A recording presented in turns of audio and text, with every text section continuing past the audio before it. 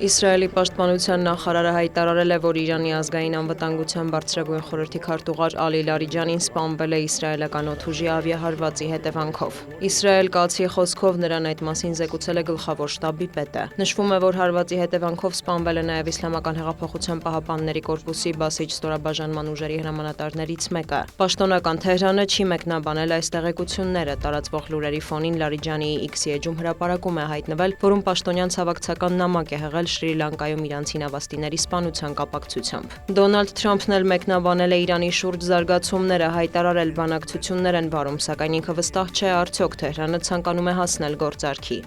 Նրանք պարտվում են, նույնիսկ չգիտենք ով է նրանց ղեկավարը, չգիտենք ում հետ գործ ունենք։ Շատերն ասում են, որ Խամենեին վատ վիճակում է, կորցրել է ոտքը, մյուսները ասում են, որ նա մահացել է։ Սպիտակ տան ղեկավարն անդրադարձել է Հորմուզի նեղուցին, կոչ արել երթուղուց ամենաշատն օգտվող երկրներին՝ Ճապոնիային, Չինաստանին, Հարավային Կորեային եւ այլ պետությունների օգնել Միացյալ Նահանգներին ապաշրջափակել նեղուցը։ Ոմանք ցանկություն են հայտնել միանալ մեզ, ոմանք ոչ, նրանք պետք է օգնեն մեզ, որովհետեւ մենք նրանց երկար տարիներ աջակցել ենք, հավելել է Թրամփը։ Նրա խոսքով հակամարտության մեկնարկից ի վեր Իրանում հարվածել են ավելի քան 7000 թիրախի, հիմնականում ռազմական եւ կոմերցիոն, ոչնչացրել են հրթիռների մեծ մասը եւ ականապատող նավերը։ ԱՄՆ նախագահը կարծիք է հայտնել, որ պատերազմը երկար չի տևի։ Թրամփը նաեւ տեղեկացրել է, որ խնդրել է մեկ ամսով հետաձգել Պեկինում Սի Ցզինփինի հետ մարտի 31-ից ապրիլի 2-ը նախատեսված հանդիպումը։ Իրանի արտաքին գործերի նախարար Աբբաս Արաղչին հերքել է Վաշինգտոնի հետ շփումների վերսկսման մասին լուրերը։ Գերատեսչությունից նաեւ հավատացրել են, որ նոր գերագույն առաջնորդ Մոջթաբա Խամենեին լավ վիճակում է եւ շուտով կարող է հանդես գալ ելույթով։ Իսլամական Հանրապետության նախագահն էլ Էմանուել Մակրոնի հետ հեռախոսազրույցում հայտարարել է, պատերազմի ավարտի մասին խոսակցություններն անիմաստ են, քանի դեռ Թեհրանին երաշխիքներ չեն տրամադրվել, որ ապագայում պատերազմը չի կրկնվի։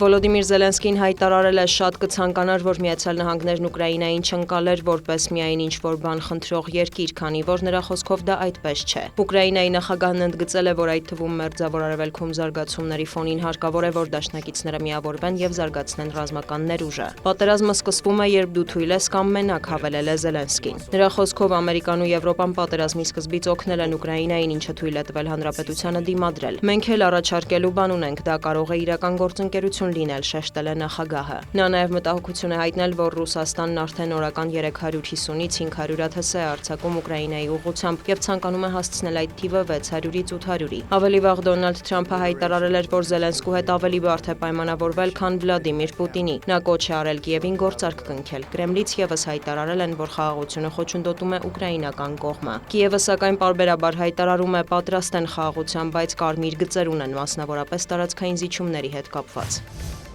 ԵՄ դիվանագիտության ղեկավար Կայա Կալասը հայտարարել է, որ չնայած Իրանի շուրջ զարգացումների պատճառով ստեղծված էներգետիկ խնդիրներին եւ գնաճին չեն պատրաստվում գործարք կնքել Ռուսաստանի հետ։ Եթե Բրյուսելը վերսկսի Մոսկվայի հետ բիզնեսը, ավելի շատ պատերազմներ կլինեն, նման փորձ ունեցել ենք, ուստի պետք է շատ զգոն լինենք եւ չտանք այն, ինչ Ռուսաստանն ուզում է, քանի որ նրանց ախորժակը միայն կմեծանա, կարծիք է հայտնել Կալասը։ ԵՄ դիվանագիտության ղեկավարը հավելել է, չնայած Միացյալ Նահանգները Եվրոպայի դաշնակիցն է, իրենք այդքան էլ չեն հասկանում ամերիկյան կողմի վերջին գործողությունները։ Մեզ հետ չեն խորհրդակցել, չենք հասկանում Իրանում պատերազմի նպատակները, միևնույն ժամանակ պատրաստ ենք ներդրումներ կատարել մեր հարաբերությունների մեջ, բայց տանգոն մենակ չեն ապարում, ընդգծել է պաշտոնյան։ Կալասը հավելել է, վերջին տարին ապացուցեց, որ ամենաարդիական բառը անկանխատեսելիությունն է։ Մոսկվան պատրաստ է աջակցություն տրամադրել Կուբային եւ կապի մեջ է կղզու հետ աշխատանքային եւ փորձագիտական մակարդակներով, հայտարարել է Կրեմլի խոսնակը։ Էմբարգոյի պատճառով Կուբան, որն անկախ պետություն է, բախվում է տնտեսական եւ հումանիտար դժվարությունների, հավելել է Դմիտրի Պեսկովը։ Ավելի վաղ հայտնի էր դարձել, որ 10 միլիոնից ավելի բնակչություն ունեցող Կուբայում էլեկտրաէներգիայի համատարած անջատումներ են։ Կղզու էլեկտրական ցանցերի օպերատորը հայտարարել է, որ բլեքաութի պատճառները հետաքննվում են։ ԶԼՄ-ները գրում են, որ Կուբայի էլեկտրաէներգիայի արտադրության եւ բաշխման համակարգը ցելի վիճակում է։ Նախկինում էլ խնդիրներ են եղել, սակայն հիմա իրավիճակը սրվել է վառելիքի պակասի պատճառով։ Հունվարի սկզբին Վենեսուելայի նախագահ Նիկոլաս Մադուրոյի ձերբակալությունից հետո Կուբա նավթի եւ նավթամթերքի մատակարարումները գործնականում դադարեցվել են։ Կուբայում ցույցեր են սկսվել, մարդիկ պահանջում են իշխանություններից պայքարել տնտեսական ճգնաժամի դեմ։ Այս ֆոնին Դոնալդ Թրամփը կրկնել է, որ կարող է վերցնել Կուբան։ Ավելի վաղ Սպիտակ տան ղեկավարը նախազգուշացրել էր, որ Իրանից հետո իր ցուցակում հաջորդը Կուբան է։ Կղզու իշխանությունը պետք է փոխվի։ ԱՄՆ նախագահը հավելել է, կամ գործարք են կնքելու կամ անելու են այն, ինչ անհրաժեշտ են համարում։ Դիանա Գասպարյան, լուրեր։